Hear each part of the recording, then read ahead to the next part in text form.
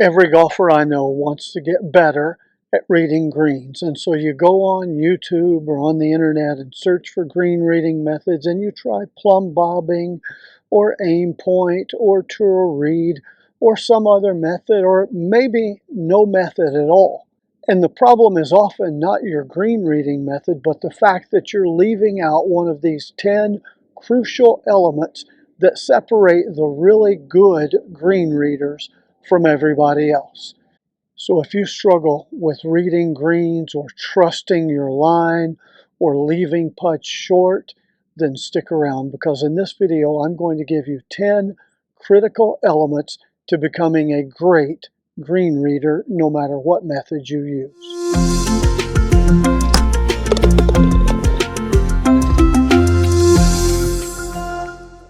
Green reading is no doubt the most important part of putting. I believe anybody can learn to roll the ball straight up the line at the right speed.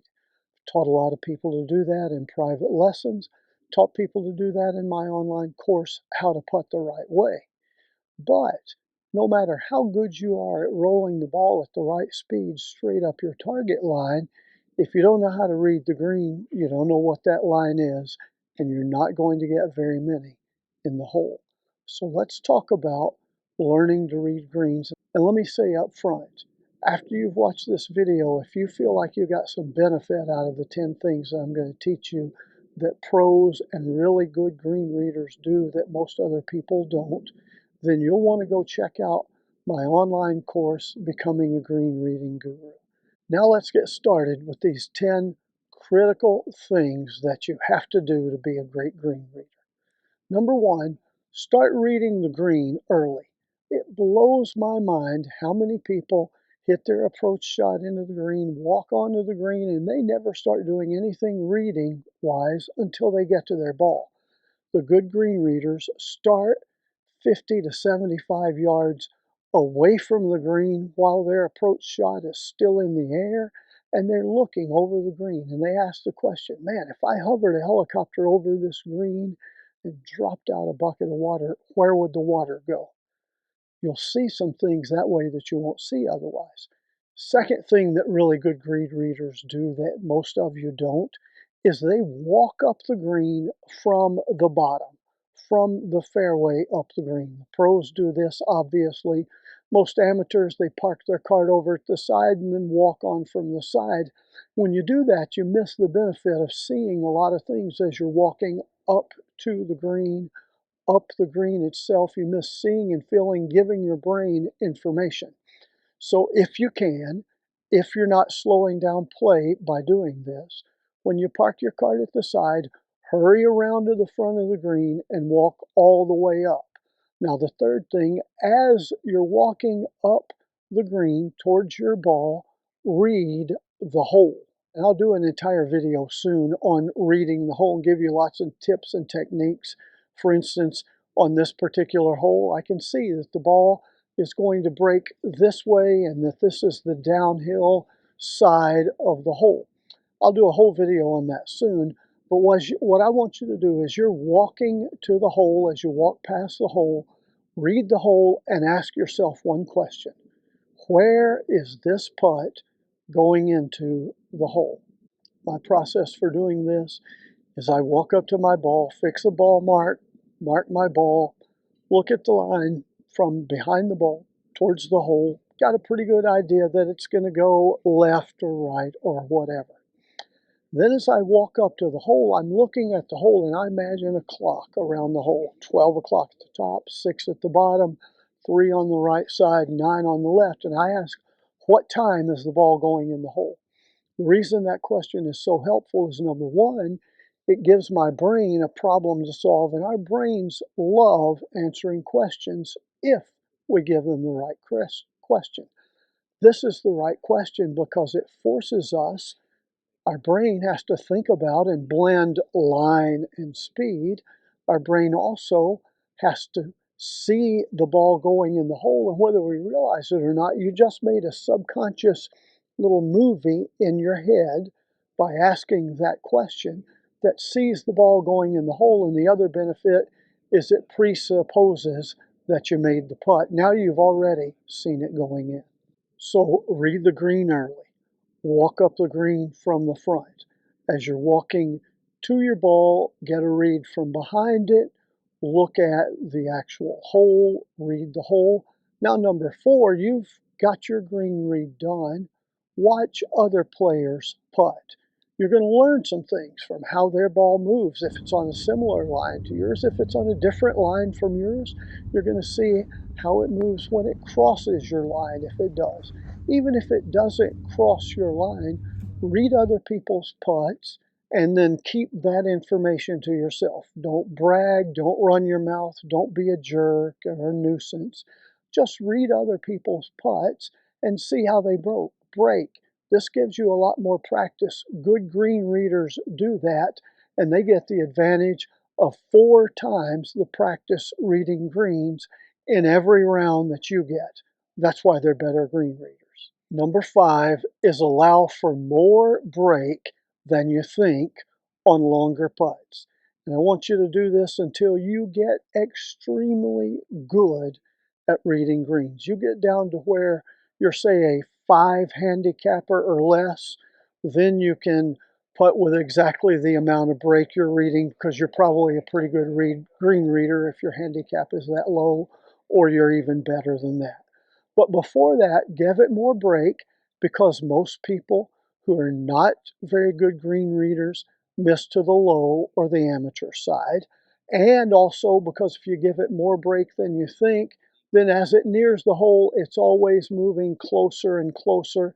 And on those putts that are downhill with big break, if you give them more break, then they're going towards the hole instead of a roll away, run away, going further and further away from the hole. 6th thing I want you to do that good green readers do that most people don't is use a consistent pace. I've talked about this before recently on the channel. A lot of people think, oh, I'm going to hit this one at charge speed and ram it in there. I'm going to hit this one at die speed, or I'm going to hit this one right at the speed to get it in the middle of the cup. Not to be rude, but you're not that good yet.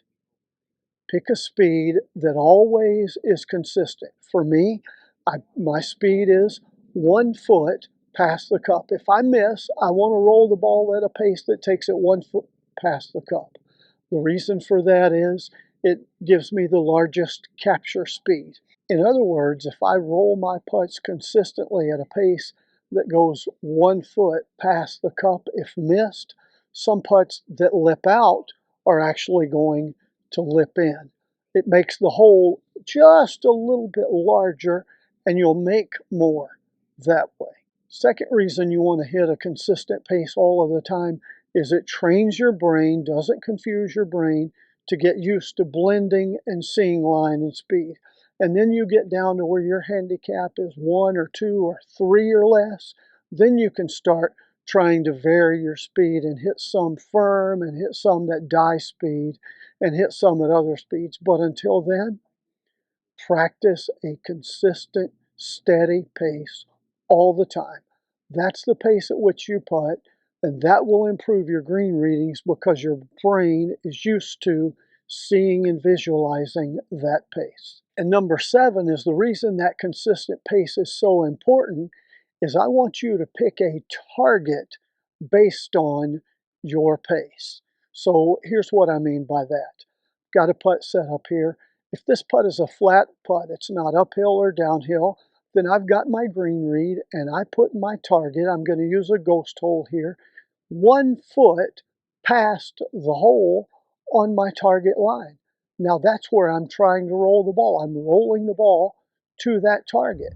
And obviously it's not going to go all the way there because it's going to break, but that trains me to hit it the right speed. If my putt is uphill, then that target is a little further up the hill, a little more past the hole. If my putt is downhill, then my target is a little short of that. But I'm thinking about the same pace all the time, but I've got a target adjusted in my mind's eye for that pace. What that does is help you have much better start lines, so you're blending your actual putt that you make to your green read. Folks who are really good green readers are experts at adjusting their target and keeping a consistent pace at that target. And it makes a huge difference. You make more putts that way. Number 8 is related to that. Always pick a reed, pick a target, and commit to that target. I told you earlier that in this video I was going to give you the number one reason you leave putts short. This is it. When you aren't confident of your actual target and you have some doubt in your mind, what you do then is you start trying to steer the ball instead of making a stroke. And when you try to steer the ball, you leave it short. So if you'll blend these things, 6, 7, and 8 together, always hit putts at the same pace.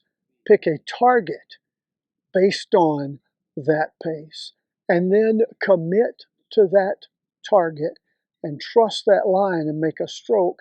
You won't leave putts short.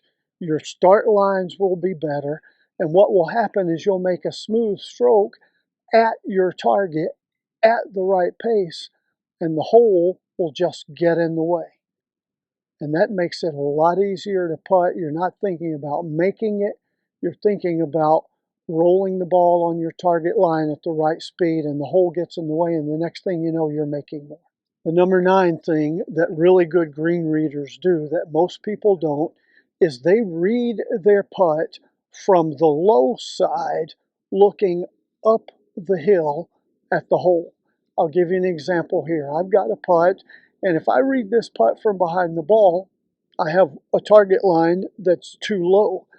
But if I do what I'm doing here, which is walk around to the low side about 15 feet from my line and about 2/3 of the way the hole, I look at the hole and I see, man, this hole is coming at me really steep that way.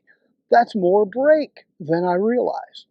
85% of people, it's been proven, see slope better from this position. So get in the habit of going to the low side off your line about 15 feet and looking back up. You'll see slope much better, you'll make better reads, and you'll get better results. The 10th thing that really good green readers do that most people don't is they've learned how to spot optical illusions on the green. Now, when I say optical illusions, I mean that sometimes the greenkeeper, but always the course designer, causes you and sets up the green so that you see things that really aren't there. You see break when there's not break. You don't see break when there is break. Optical illusions, things that are not what they appear. They put the hole in a position that plays tricks on your eyes and causes you to read where the ball is not going to roll. And I'll do a whole video soon that will help with that, but in this video I'm going to give you just a simple example. So here's a great example of an optical illusion on the green. This putt is obviously downhill,